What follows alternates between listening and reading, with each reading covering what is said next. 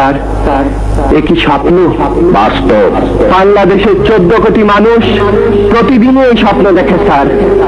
না, অন্ধকার নেই, কেটে গেছে অন্ধকার, আবার আলোকিত হবে বাংলাদেশ। থাকবে না দুর্নীতি, থাকবে না সন্ত্রাস।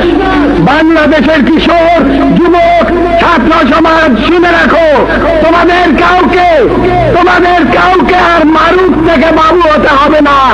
নেই, অন্ধকার কেটে গেছে, আলো, শুধু আলো। আলোকিত হোক বাংলাদেশ।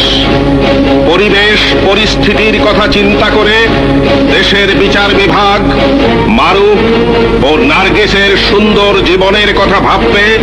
আলোকোজ্জ্বল হবে ওদের জীবন, এই প্রত্যাশা নিয়ে শেষ হলো অন্ধকার।